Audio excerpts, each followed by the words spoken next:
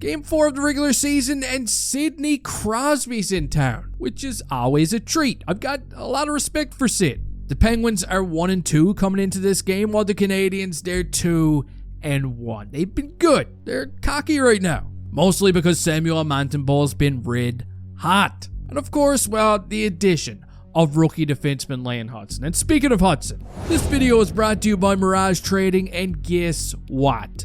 I've got some pretty big news. This week, you're going to be able to chase a whole new collection of Young Guns cards, including our very own little bundle of joy, Lane Hutson. So if you're interested and you really want your very own Frodo card, I'm going to pin the links for Mirage Trading in the comments section below. And now, let's get back to the game review. Habs, Pens. The puck is dropped. And the Pittsburgh Penguins, they look like they've been shot out of a macaroni gun. They're flying out there. Former Habs legend Lars Eller. Of course, that butthole is going to pot the first goal of the game when he gets a nice little feed from Jesse Puljujarvi. What a snipe. Now, I don't want to jump to any conclusions, but it looks like the Canadiens are in some kind of a turkey coma. Okay, it's bad. And it only continues to get worse when Rickard Rakell puts the Penguins up by 2, because the boys, they just said, screw it, we'll leave him alone in front of the net. What's the worst that can happen?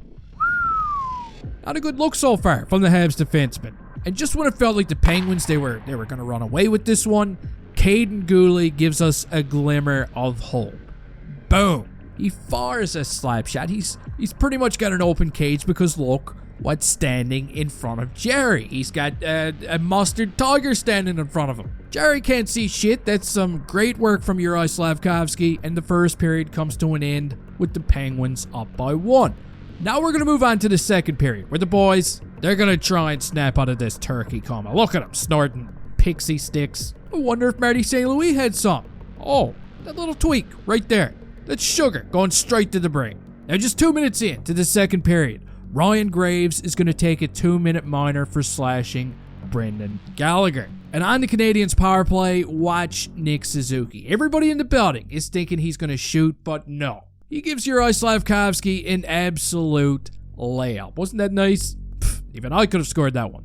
Slavkovsky gives him the old tip of the hat, and just like that, we're all tied up at 2. The Canadiens, they're looking a lot more confident right now. Brendan Gallagher gets a nice look.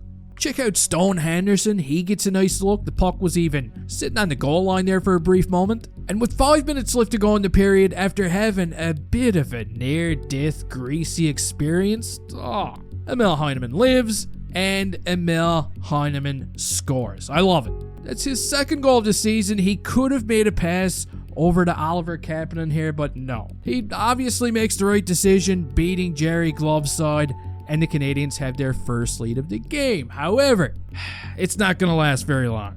Lars Eller, again, just won't go away. He's like that one booger right in the back of your nose. He's going to score his second goal of the game, and it makes me sick. Makes me sick. This game's tied up at 3, and we're about to move on to the third period. What a classic. Not gonna lie, I honestly expected the Habs to come out flying. I thought they played a great second period, but at some point around the midway mark, they start having these brain cramps again. What are you doing? Kevin Hayes is gonna pick up a juicy rebound. He's gonna put the Penguins back on top, and only a couple of minutes later, this is where it gets ugly. Lane Hutson's in deep, nobody's covering for him. And look what happens. It's Evgeny Malkin and Chris Letang pretty much all alone in front of the net. That's terrifying. They're going to put the Penguins up by 2, and when the Habs pull the goalie, Evgeny Malkin scores an empty netter, which makes your final score of this hockey game 6-3. And it wasn't a lot of fun. Now, the D-zone coverage in this game was absolutely disgusting. I mean, outside of Caden Gooley, there wasn't really a whole lot to brag about defensively. But so far early in this season, their biggest problem of all, in my opinion, is that they don't play a full 60 minutes. You know what I mean? Because when they show up, they're a hard team to play against. We've seen it. But for some reason, we're not getting that full 60 minutes from a lot of these guys. And I mean, that's a problem. But you could go ahead and let me know your thoughts on the game down below in the comments section. Please don't forget to drop kick that like button before you leave here. Maybe get up and even drop kick it again. And hey, I'll see you next time.